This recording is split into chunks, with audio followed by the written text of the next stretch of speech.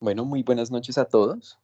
Esperamos que se encuentren muy bien. El día de hoy empezamos un nuevo año lectivo en nuestro grupo de interés y es grato para nosotros poder comenzar con este nuevo módulo de cuidado intensivo neurológico. En este, lo que vamos a ir viendo son esas condiciones críticas del paciente en las que definitivamente necesita un control exigente y que de pronto muchas personas ni siquiera pueden llegar a atreverse a resolver este tipo de casos por lo complejos que son, por lo desafiantes que son. Y es por eso que en la neurología traemos pues este tipo de temas para hacerlo más desafiante y darnos cuenta que esta especialidad es única en su especie. Entonces, es por eso que traemos el día de hoy un desafío clínico. Nosotros, ¿cómo hacemos un examen neurológico a un paciente en coma? ¿Qué es un examen neurológico más allá de anamnesis, examen físico, ¿sí? Y obviamente los complementarios que vienen siendo de este? Es muy complejo abordar a este tipo de personas. Así que el día de hoy, Verónica, ya una antigua expositora de nosotros, actualmente sigue siendo neurorepresentante de nuestro grupo de interés, se animó a poder darnos esta charla y el día de hoy pues nos place que pues estén junto a nosotros para acompañarnos en este grato encuentro. Entonces, no siendo más, los invitamos a que le cuenten a la gran mayoría de personas que puedan estar interesadas, a aquellos entusiastas de la neurología y que se la gocen, ¿sí? Porque empezamos un año lleno de temas fantásticos. Así que, no siendo más, Vero, puedes empezar cuando quieras. Bueno, buenas noches, espero que me estén viendo, que me estén escuchando súper bien. Como Pacho ya me presentó, mi nombre es Verónica Frasica, soy estudiante de octavo semestre de la Universidad de La Sabana. Y bueno, para mí es un gusto poder seguir dando estas charlas y sobre todo pues empezar con este módulo tan chévere de cuidado crítico. Entonces, bueno, vamos a empezar con la charla del examen neurológico del paciente en coma. Ok. Entonces, bueno, ¿cómo podemos definir el estado de coma? Todo esto depende del funcionamiento del sistema reticular activado ascendente. Este es un grupo de neuronas que se encuentran a lo largo de todo el tallo encefálico, especialmente a nivel del bulbo, a nivel del puente, perdón, superior y del mesencéfalo. Estas neuronas van a generar proyecciones hacia varios lugares de la corteza, especialmente la corteza frontal, la corteza cingulada, el giro del cíngulo, y la corteza de asociación, que es el cuneus y el precuneus, a este lado. La sustancia reticular activada se va a encargar principalmente de ese estado de vigilia y el estado de alertamiento del paciente. Entonces es lo que va a hacer que nosotros permanezcamos todo el tiempo despiertos y conscientes. Cuando hay alguna alteración a este nivel, es cuando vamos a empezar a ver los pacientes pues, en estado de coma o con diferentes niveles de conciencia. Entonces, bueno, claramente como se podría intuir es aquellas alteraciones que pueden generar un estado de conciencia disminuido, son alteraciones que afecten directamente a ese tallo encefálico. Entre ellas están, por ejemplo, los ACV hemorrágicos. Esto porque se puede dar más comúnmente por rupturas de aneurismas, entonces que generen alguna hemorragia directamente sobre el tallo. Ahí puede empezar a verse una alteración en el estado de conciencia del paciente. O hemorragias de Duret, esto sí es un poco menos común. Son desgarros de ramas de la arteria basilar que también pueden generar estos accidentes hemorrágicos que al final se van a manifestar, entre muchas otras cosas, con una alteración del estado de conciencia del paciente. Y junto con esto tenemos alteraciones ya a nivel de los hemisferios que van a causar alguna compresión generalmente sobre el tallo encefálico, haciendo que este también pues deje de funcionar o se altere su funcionamiento adecuado.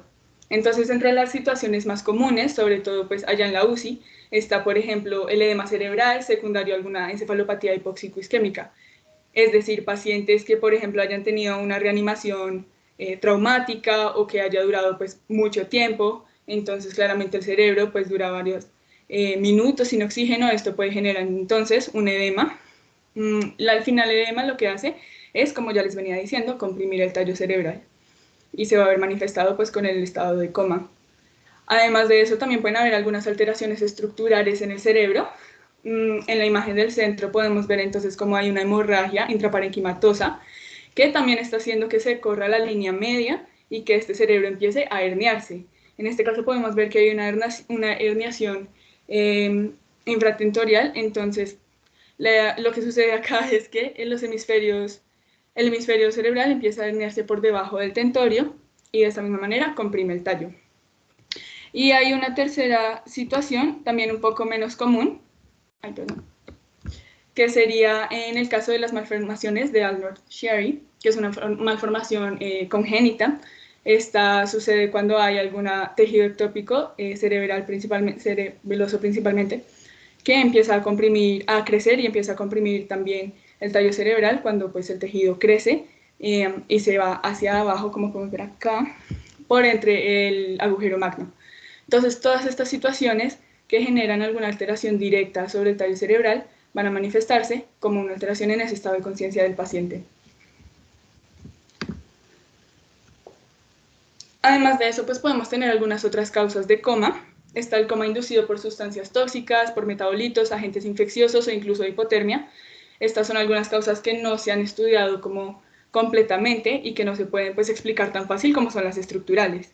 Y tenemos ya el coma inducido, que es el que se busca sobre todo pues en la anestesia. Cuando uno induce anestesia general a un paciente, pues lo que busca es que el paciente tenga inconsciencia y amnesia. Todo esto pues con medidas farmacológicas. Entonces, de esta misma manera se está logrando pues un estado de coma. Y también neuroprotección en pacientes con trauma craneoencefálico, que bueno, el tema de trauma craneoencefálico lo vamos a ver más adelante, pero de la misma manera lo que se busca en el trauma craneoencefálico es disminuir o prevenir un aumento exagerado de la presión intracraneana. Entonces, una de las medidas principales en el manejo inicial es lo mismo, iniciar una sedación, una inducción de coma en el paciente, precisamente para que no haya una estimulación muy severa sobre el cerebro y este pues pueda descansar, pueda permanecer con una presión pues adecuada para evitar la herniación, que sería pues ya la manifestación más severa. Entonces, pues hay diferentes maneras de identificar los niveles de conciencia de los pacientes en el estado de coma. Entonces, a pesar de que hay, digamos, escalas con las que se puede cuantificar estrictamente pues, estos niveles de conciencia, antes de ir a esa parte importante, pues vamos a ver cómo se puede clínicamente manifestar o identificar un paciente según pues, el estado en el que se encuentre. Entonces tenemos claramente un paciente alerta, es un paciente que va a tener pues, los ojos abiertos, va a interactuar con el examinador, seguir órdenes, común y corriente, casi que como todos nosotros. Él está en el paciente somnoliento, entonces este ya se va a caracterizar por tener una apertura ocular al llamado. Puede interactuar con el examinador de la misma manera, pero al estar somnoliento se caracteriza porque cuando termine el estímulo va a cerrar los ojos nuevamente. Y tenemos el paciente estuporoso, que en teoría se va a definir porque va a generar una apertura ocular o una retirada únicamente cuando el estímulo sea un estímulo sensitivo, un estímulo doloroso superficial. Este se puede considerar como poner sobre el lecho unguial algún objeto romo, como un esfero, por ejemplo. Esto va a generar pues, dolor sobre el paciente y puede hacer que el paciente abra los ojos o retire la mano, el pie, donde sea que esté generando pues, ese estímulo. Listo.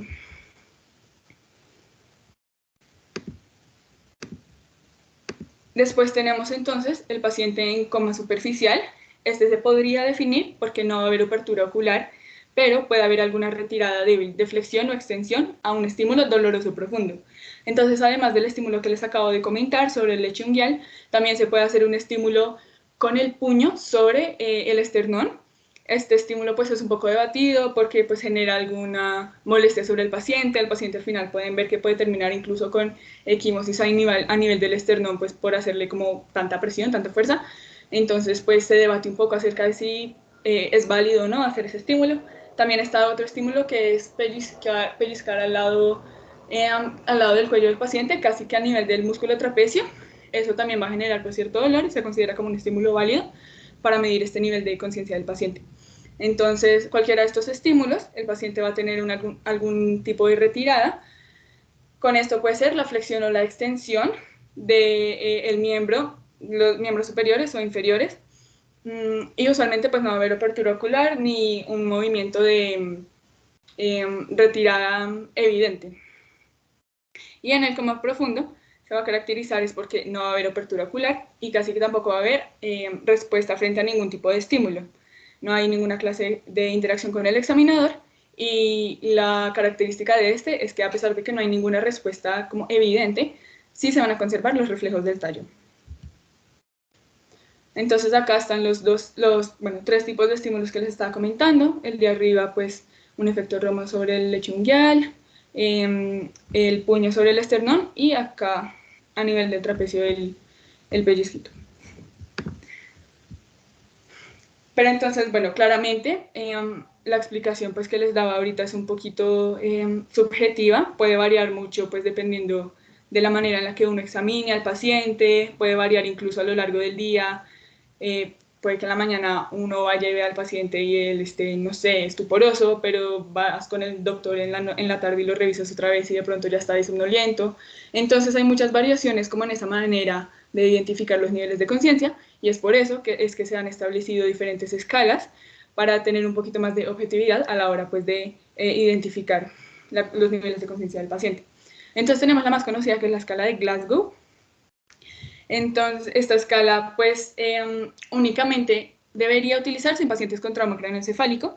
Esta escala empezó a utilizarse alrededor de 1973, si no estoy mal, y la característica de esta es precisamente que se creó es a partir de estudios con pacientes con trauma craneoencefálico. Es por eso que solo debería limitarse a este tipo de pacientes. La idea de la escala de Glasgow es determinar claramente la severidad de la lesión. De hecho, con la escala se puede pues, saber si el paciente tiene un trauma leve, moderado o severo, dependiendo pues, del puntaje. Y tiene un valor pronóstico también relacionado pues, con qué tan grave fue el trauma y cuáles son las posibilidades de recuperación del paciente. Entonces, la escala de Glasgow es muy fácil, es un poco larga, pero es muy fácil aprendérsela, sobre todo porque, pues, bueno, evalúa casi que la apertura ocular, evalúa la respuesta verbal y evalúa la parte motora. La apertura ocular va a tener un puntaje de 1 a 4, la respuesta verbal de 1 a 5 y la motora de 1 a 6. Entonces es una escala que, como con esa, aprendiéndosela de esa manera, pues es mucho más fácil realizarla. Entonces, la apertura ocular, pues vamos a ver el puntaje de acuerdo a cómo sea la respuesta del paciente. Tenemos también la respuesta verbal. Entonces, acá lo importante es identificar la capacidad de comprensión y de expresión del paciente. Si el paciente te está escuchando adecuadamente, si sigue órdenes, todo esto se relaciona mucho pues, con esa corteza frontal, con todos los... toda la cognición del paciente, qué tan capaz es del paciente entonces de expresarse. Y acá ocurre un problema y es que en pacientes intubados claramente no se puede evaluar. Uno tiende a decir que listo, si el paciente está intubado le pones un valor de 0, de 1 en este caso, pero pues no estaría bien poner ese valor porque el paciente no es que no responda verbalmente porque no puede, porque neurológicamente no es capaz, sino que tiene pues un tubo en la garganta, no va a poder responderte como por esa situación. Entonces, pues ahí existe un poquito de controversia frente a si vale la pena utilizarlo o no, si la escala pues sigue siendo válida o no. Ya vamos a ver entonces una solución pues a esta situación. Y nuevamente entonces vemos acá en la escala si el paciente está orientado, si tú le preguntas, no sé, su nombre desde lo más básico, si sabe dónde está, si sabe qué día es hoy, te puede estar respondiendo pues todo bien. Si está confuso, si de pronto no sabe dónde está ubicado, si está un poco perdido, si no sabe, no sé, no reconoce a algún familiar, eso sería un poco confuso. Inapropiado es que ya diga palabras es un poco más fuera del contexto, incluso que sea grosero, que sea agitado, incomprensible pues únicamente pues ruidos o algo, sí, difícil de entender claramente, o que no responda. Y tenemos la respuesta motora. Entonces esta respuesta lo que busca es una integración de las funciones tanto centrales como periféricas, claramente porque se le pide al paciente que haga algo y pues el paciente la idea es que responda con un movimiento. A este nivel se empiezan a evaluar estas posturas bastante comunes, que son las de decorticación y de cerebración, que están muy asociadas con todos estos reflejos y movimientos estereotipados. Y también es importante pues recalcar que en los pacientes sedados, incluso una sedación pues muy severa va a hacer que el paciente pues no tenga una respuesta motora adecuada, pero entonces lo mismo, es muy importante reconocer, es muy importante reconocer que la ausencia de respuesta es debido a la sedación y no a una alteración neurológica del paciente directamente. Frente a esto también vale mucho la pena recordar que si el paciente, por ejemplo, evidentemente cumple órdenes, uno le pida que haga cosas como, no sé, levantar un dedo, que te apriete la mano, que levante un pie si puede, porque suceden situaciones en las que nuevamente por parte de los movimientos estereotipados o parte un poco más de los reflejos medulares, el paciente pueda que mueva un dedo rápidamente y parezca pues que tiene una respuesta motora como bien adecuada, pero sea más como secundario a esos reflejos, más que a un adecuado funcionamiento. Entonces también es importante tener cuidado pues con eso. Entonces, como les venía diciendo, sobre todo cuando el paciente está muy sedado o está intubado, es muy difícil evaluar algunas de estas características en la escala de Glasgow. Es por eso que también es recomendado utilizar la escala de Ford. Entonces, en esta escala recibe ese nombre, pues bueno, principalmente por el nombre completo que tiene, pero también porque evalúa 4 puntos específicos del paciente. Entonces, nuevamente tenemos la respuesta ocular, la respuesta motora, aquí ya empezamos a integrar los reflejos del tallo y la respiración. Y como se darán cuenta acá, entonces en la respiración habla de si el paciente está intubado o no y de ese patrón respiratorio que tiene. Esto muy relacionado con que muchas veces alteraciones neurológicas, como la hipertensión endocraniana, por ejemplo, va a manifestarse con la triada de Cushing y entre esta pues, triada está una respiración irregular. Entonces, una respiración alterada pues también va a ser una característica muy evidente de que hay algo fallando, usualmente a nivel del tallo encefálico. Y tenemos esta última escala, la escala de RAS, como se darán cuenta, habla más de la valoración de la agitación o la sedación, el estado de sedación del paciente. Claramente esta escala solo se utiliza pues, en pacientes que estén sedados o pues tengan un coma inducido farmacológicamente. Y la idea de esta escala es que, bueno, tiene un punto medio, que es el 0, que sería un paciente alerta, calmado, va hacia arriba con los números positivos y a este lado habla pues de los pacientes agitados y hacia abajo con los números negativos habla de qué tan sedado está el paciente. Usualmente uno realiza sedaciones dependiendo de el medicamento que utilice para tener un RAS específico, una meta específica del RAS. Entonces, por ejemplo, si tenemos una sedación consciente, como es la que uno logra con la dexmedetomidina, uno usualmente puede tener un RAS de -1 a -3 de pronto, y se sabe que el medicamento está funcionando adecuadamente porque el paciente pues está dentro de este rango. Si ya uno busca una sedación mucho más profunda, uno esperaría que el paciente a la hora de evaluarlo tenga un RAS de -5. Entonces, listo, con eso se puede evaluar, evidentemente, las metas pues, de la sedación, qué tanto le están funcionando al paciente y pues qué tanto se está despertando. Entonces, bueno, una vez uno realiza la escala de Glasgow o uno logra identificar mediante la respuesta a los estímulos cómo estaría este estado de conciencia del paciente, uno pasa a evaluar los reflejos del tallo cerebral, porque como recuerdan un poco al principio, si definimos el coma profundo, en teoría lo único que nos descartaría una muerte encefálica de por sí, como en primera plana, es la presencia o no de reflejos del tallo. Entonces, pues vamos a evaluar todos los reflejos del tallo, casi que de arriba hacia abajo, es un poco más fácil de recordar. Y como se darán cuenta, el más común es el reflejo pupilar, es algo que uno le realiza casi a todos los pacientes, dependiendo pues de su estado de conciencia. Las pupilas normales tienen un tamaño de 2 a 7 milímetros, claramente lo ideal pues es que tengan isocoria y que sean normorreactiva a la luz. Entonces usualmente lo que uno hace pues es estimular las pupilas con una fuente de luz y ver entonces qué tanto se hacen miosis o midiasis dependiendo de la estimulación.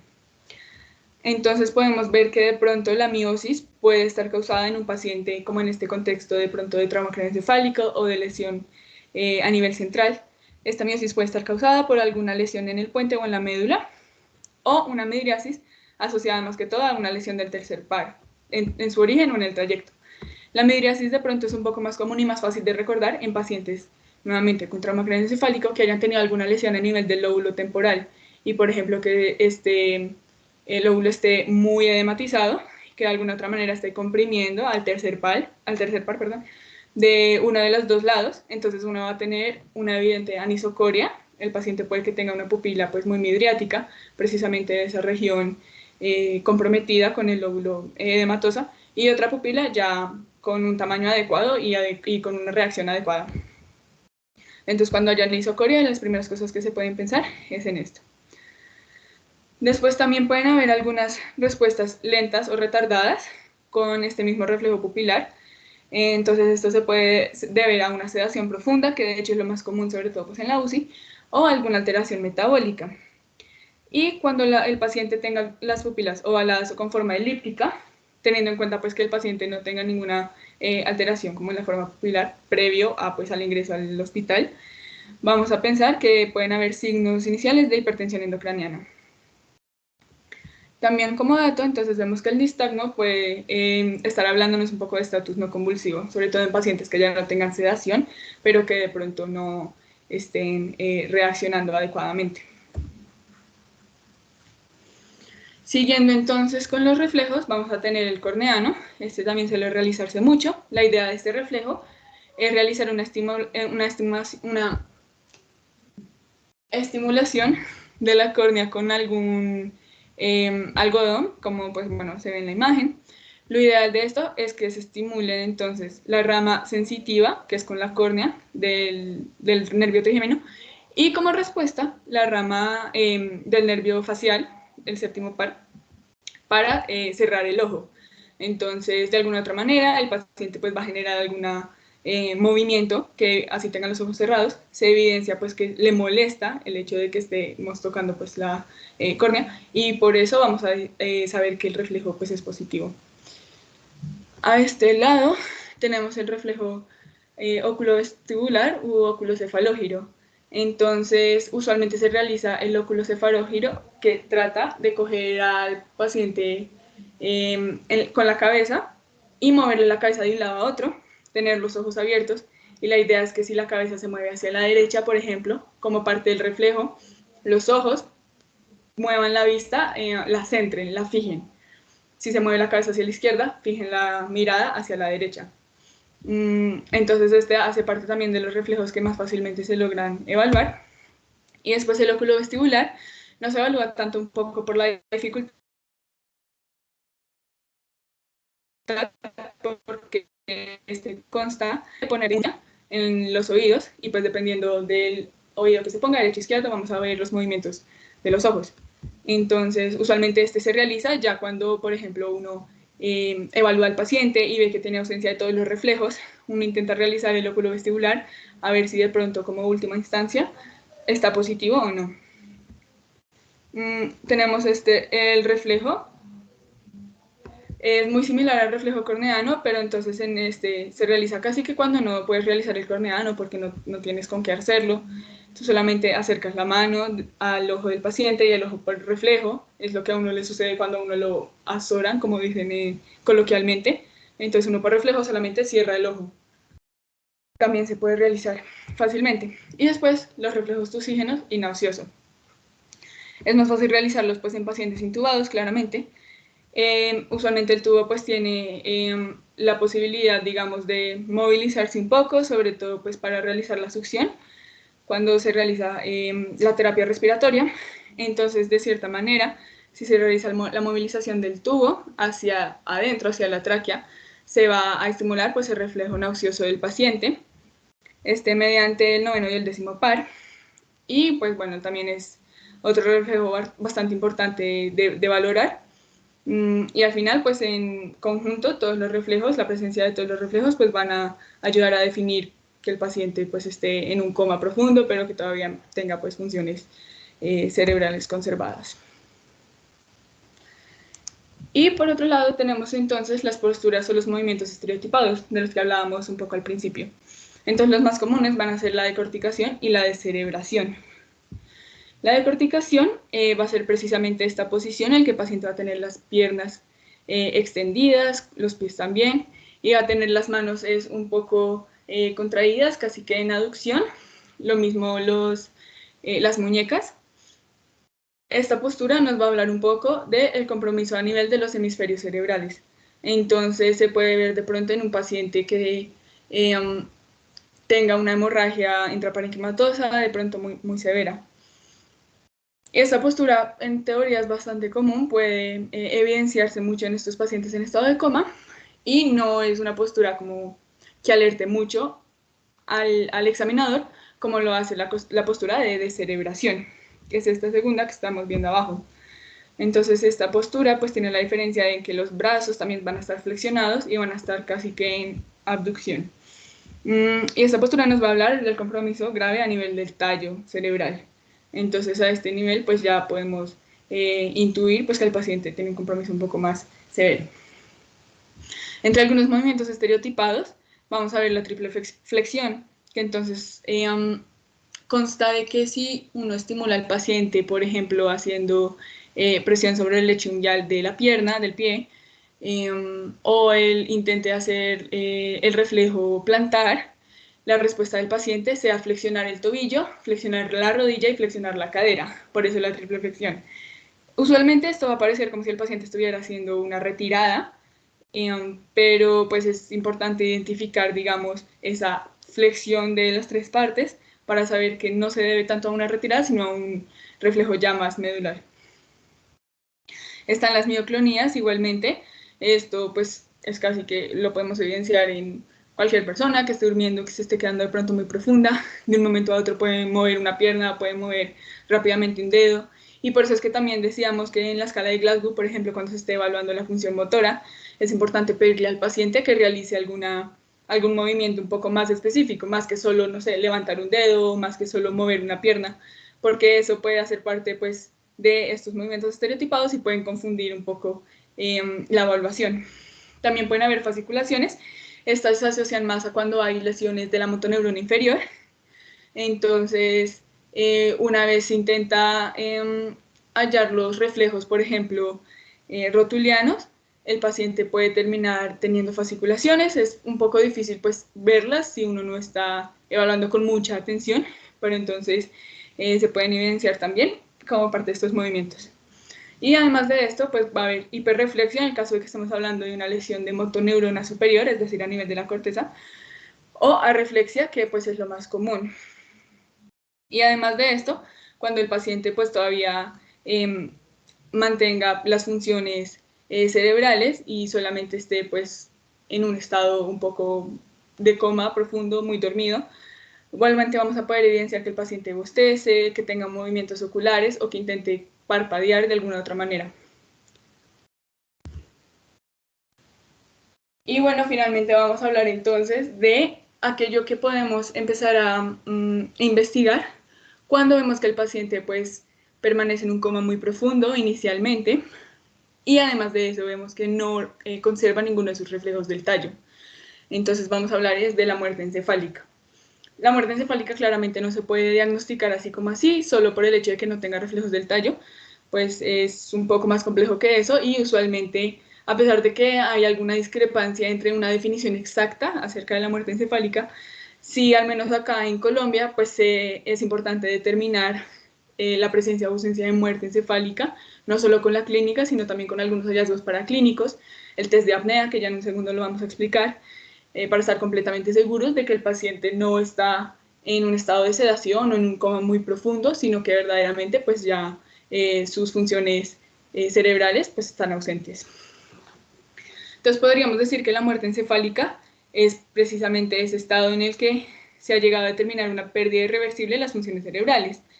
Evidencia clínica, paraclínica, como acabamos de decir, y también incluso es importante el consenso entre varios médicos tratantes, no solamente el intensivista o no solamente el internista, no sé, que esté tratando al paciente, sino que varias personas, ya después de haberlo evaluado, neurólogos, neurocirujanos, estén de acuerdo con que el paciente efectivamente no tiene respuesta. Entonces, importante frente a la muerte encefálica, descartar procesos patológicos o alguna alteración metabólica, sobre todo del paciente, que haga que éste se encuentre pues, en un estado de inconsciencia muy profundo, como lo puede ser la hipotermia, la hipotensión o pues, la hipoxia. Antes de declarar también la muerte encefálica y antes de realizar cualquier otro examen, es importante quitar la sedación del paciente y evaluarlo nuevamente después de 24 horas, porque puede que el paciente tenga una sedación consciente, como decíamos previamente, con dexmedeto, pero puede que el paciente tenga fentanil, midazolam, propofol, bueno, una sedación muy profunda con un RAS de -5, como veníamos diciendo ahora, y el paciente puede que no tenga todos los reflejos del tallo presentes. Todo esto gracias a la sedación. Es por eso que, pues, para prevenir, digamos, esas confusiones, se quita la sedación antes de volver a evaluar al paciente para asegurarse de que efectivamente pues, no hay respuesta. Nuevamente se hace la evaluación completa de los reflejos del tallo sin sedación. Se pueden hacer algunas pruebas de imagen, usualmente se realiza un angioTAC, es un poco más fácil de realizar y pues también por la accesibilidad. Se puede hacer incluso un Doppler transcraneal o se pueden realizar potenciales evocados, pero pues esto ya es un poco más difícil, sobre todo pues acá en Bogotá. Y después está el test de apnea, que es el que vamos a explicar, y antes también se hablaba mucho de que mediante un electroencefalograma pues se podía determinar o se podía ayudar a llegar a ese diagnóstico de muerte encefálica.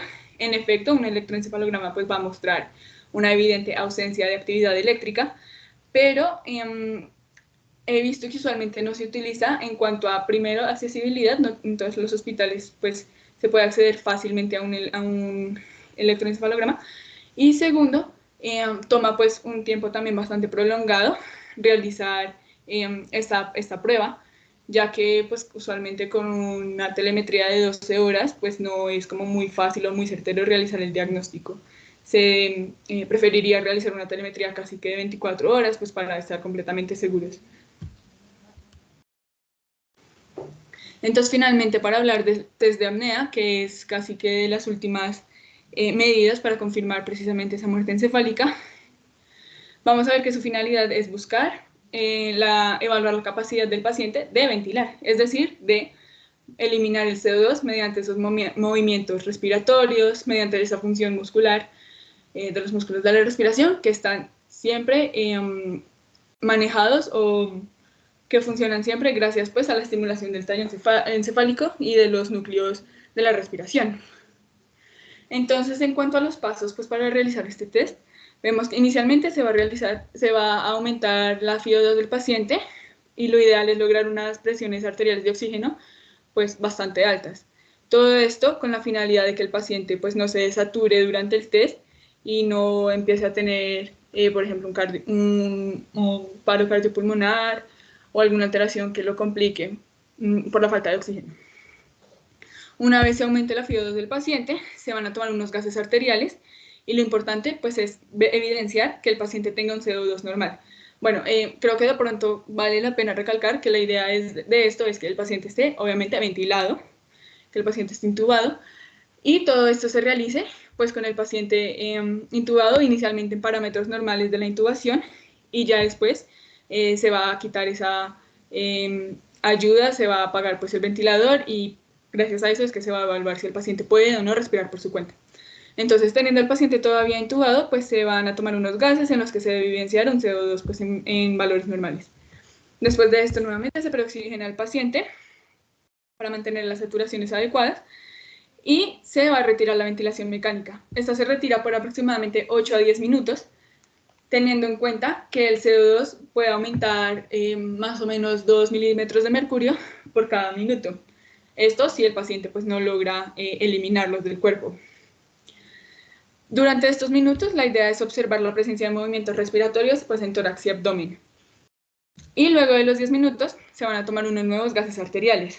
Y es ahí cuando se va a evidenciar entonces que los gases arteriales nuevos tengan una presión arterial de CO2 mayor al 60% o que esta presión arterial de CO2 haya aumentado un 20% con respecto pues, a los gases iniciales. Cualquiera de estos dos parámetros van a dar un test de apnea positivo.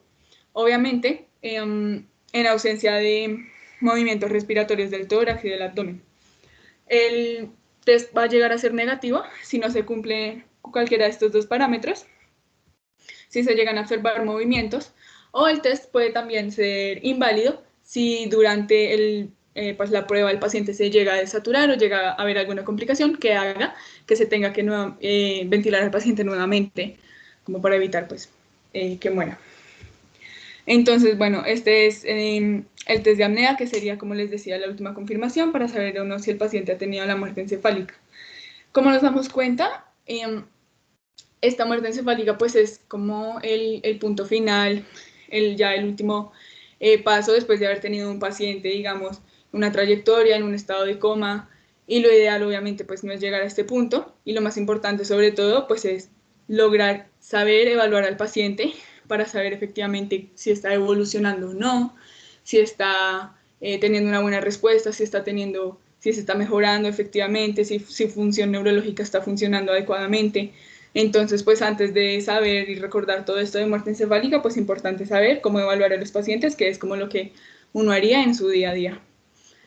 Entonces, bueno, eso ha sido todo por hoy. Esta ha sido la charla de la evaluación neurológica del paciente en coma. Espero que les haya servido para de pronto repasar un poquito, de pronto para ir aprendiendo. Es algo que al final se logra pues mucho con la práctica. Entre más uno pueda ver estos pacientes, más termina uno aprendiendo de ellos, sobre todo porque cada paciente también pues va a responder de una manera diferente. Pero bueno, muchas gracias por escucharme, y si tienen algún comentario, alguna pregunta, aquí estoy dispuesta.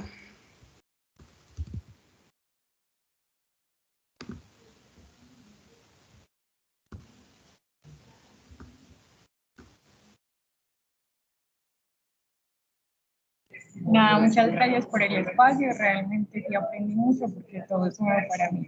De nuevo, muchas gracias.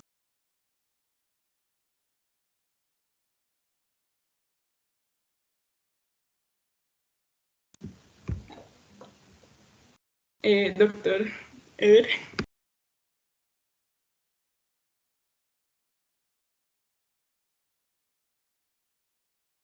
Hola, buenas noches a todos. Bueno, quería antes presentarme. Yo no había asistido a estas reuniones, me enteré simplemente por casualidad. Quería felicitarlos por la presentación y por los temas. Mi nombre es Eder Cáceres, yo soy especialista en cuidado intensivo neurológico de Ohio State University en los Estados Unidos. Y pues ahorita estoy trabajando ahí en la clínica de la universidad. Básicamente queremos fortalecer toda esta área del cuidado intensivo neurológico. Quería pues invitarlos a que nos visiten allá, a que roten con nosotros, para poder ir abriendo poco a poco estos espacios de discusión. Ya a medida que todo este tema de la pandemia nos está permitiendo nuevamente reencontrarnos y tener nuevamente espacios académicos. Era simplemente eso. Muy bien por la presentación, muchas gracias.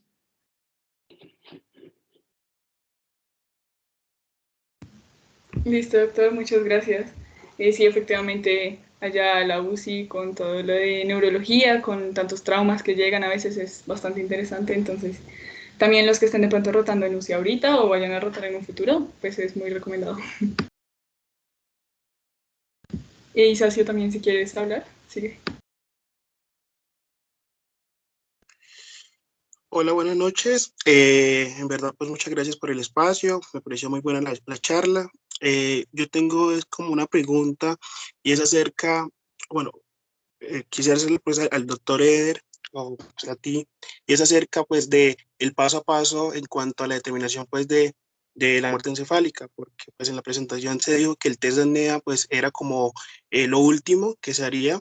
Sin embargo, pues yo lo que he visto pues con mi corta experiencia es que eso depende más, es del protocolo de la institución, porque generalmente cuando un paciente tiene algún evento catastrófico, alguna injuria a nivel cerebral catastrófica, pues uno lo que inicialmente pues hace es, por ejemplo, un trauma craneoencefálico severo, uno lo que hace es como evaluar con una neuroimagen, que generalmente es una tomografía simple, y uno mira si, por ejemplo, el paciente, pues, cuáles son los hallazgos que tiene. Generalmente cuando tiene muerte encefálica, aunque pues no estoy diciendo que sea la manera pues de establecerlo. Uno mira que, por ejemplo, hay pérdida en diferenciación corticomedular, se pierde como la diferenciación entre la sustancia gris y la sustancia blanca, hay un edema pues generalizado. Entonces uno cuando tiene ese paciente, digamos que lo que yo he visto que generalmente se hace es como lo que tú decías, tratar de hacer el rule out de esos factores que pueden llegar a confundirlo a uno, ¿cierto? Como por ejemplo esos medicamentos, esas toxinas, que en algunos lados he visto que se espera hasta 4 a 5 días medias del medicamento, por ejemplo, si estaba sedado, con propofol, con fentanilo, con midazo, y también se trata de establecer que esté como lo más normo, es decir, los electrolitos estén bien, que esté normotenso, que esté, incluso pues para establecer ese normotenso, pues a veces se requiere soporte vasopresor con noradrenalina, eh, que esté oxigenado. Generalmente los pacientes están intubados, y luego cuando logramos que ese paciente esté bien con todos esos factores que llamémoslos así como prerequisitos para establecer lo de la muerte encefálica, uno debe hacer pues el examen físico, como bien tú nos mostraste, hacerlo de una manera minuciosa, de una manera pues detallada, evaluando generalmente, como nos dijiste, en sentido cefalocaudal, en el tallo, porque así es como se van perdiendo esos reflejos. Y luego, pues lo que yo tenía entendido, antes de hacer una imagen o un test auxiliar, uno sí haría pues ese test de apnea antes de la imagen. Pues yo tengo entendido que solamente se hace el examen auxiliar cuando, o por alguna razón, por ejemplo, el paciente tiene un trauma facial, uno no puede hacer el examen neurológico completo, o cuando no ha podido erradicar todos esos factores que lo pueden llegar a uno a confundir. Por ejemplo, un paciente que tenga una lesión renal aguda y yo no pueda ponerlo con los electrolitos normales, entonces ahí sí uno establecería pasar a los test auxiliares, que generalmente son eh, el Doppler transcranial o la angiografía. Entonces, creo que depende más del protocolo institucional, si primero se hace la imagen o si primero se hace el test de apnea. Donde yo he rotado, que es en la clínica La Sabana y en Chayo, generalmente se hace primero el test de apnea.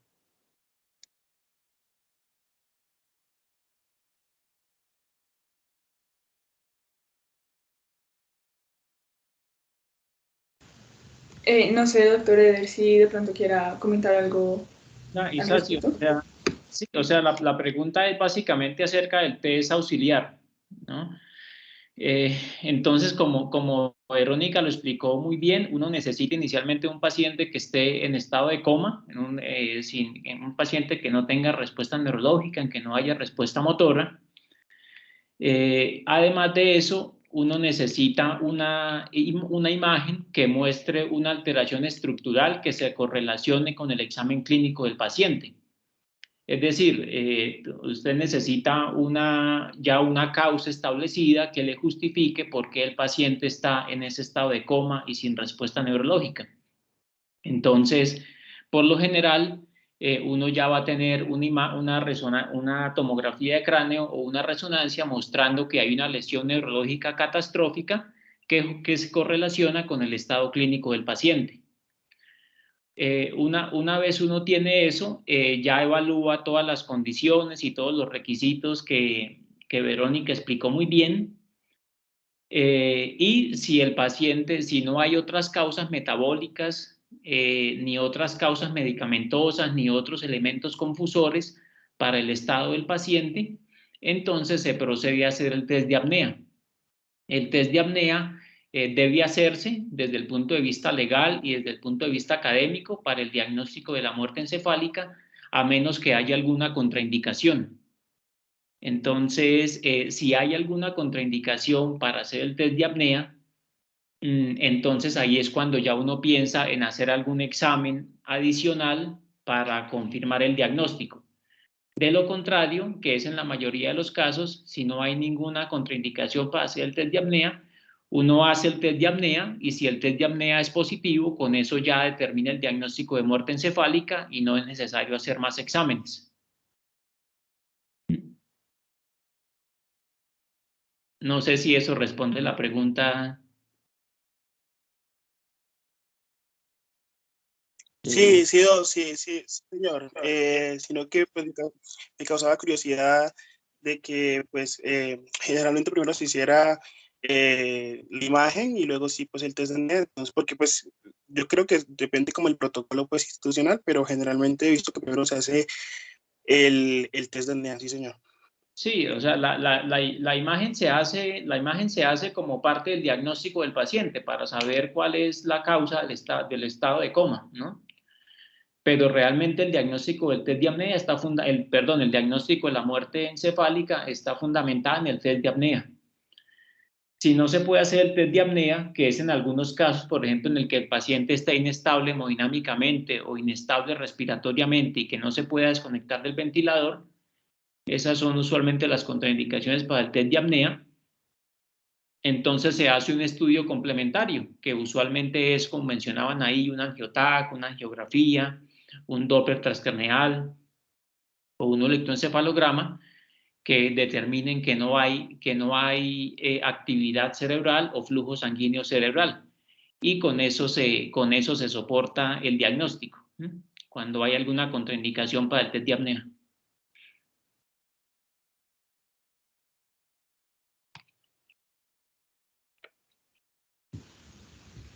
Listo, doctor. Muchas gracias. Juan Camilo, ¿tienes la mano levantada también?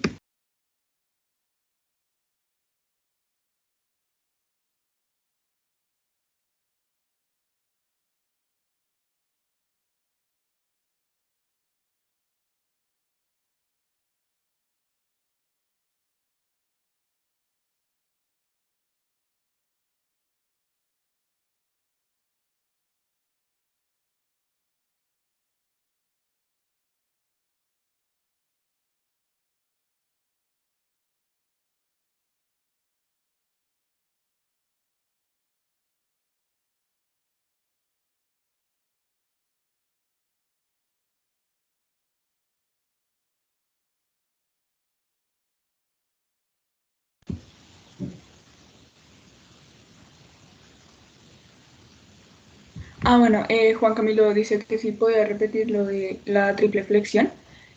Pues también el doctor Eder acá me corregirá, pero esa es sobre todo un movimiento estereotipado, es decir, es una respuesta motora que puede realizar el paciente sin que implique necesariamente una actividad cortical pues que conlleve a esa respuesta.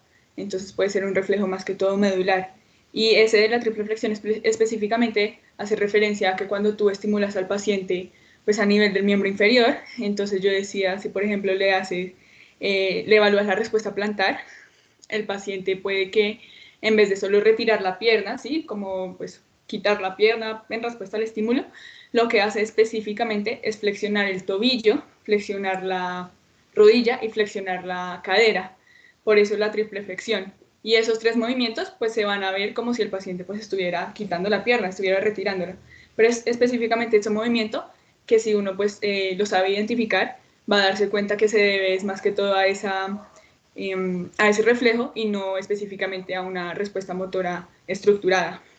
No sé si te quedó claro, Juan Camilo.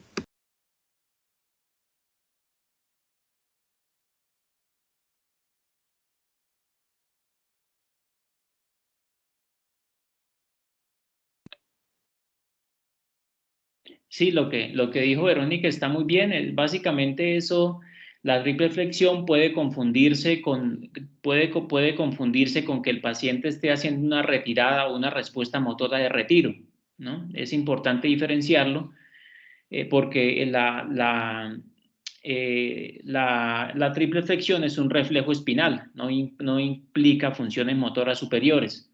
Entonces, un paciente, por ejemplo, en muerte encefálica, puede tener triple flexión y eso no significa que el paciente esté retirando o que tenga una respuesta motora al dolor, ¿no? Y base es la forma clásica es en que se presenta es como ya lo describieron, en que siempre el paciente lo que hace es flexionar las tres articulaciones.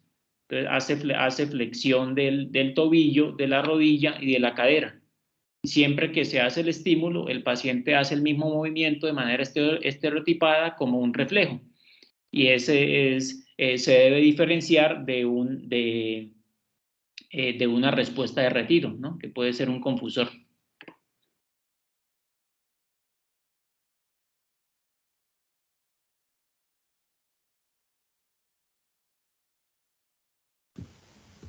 Listo, pues bueno, muchas gracias doctor otra vez y creo que ya no hay más preguntas, entonces muchas gracias también a todos por haber participado, por haber estado acá en la charla, los invitamos a seguir participando.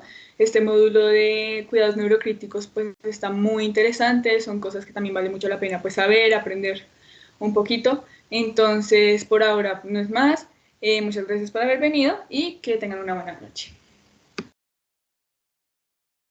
Muchas gracias. Muchas Gracias, gracias. buenas noches.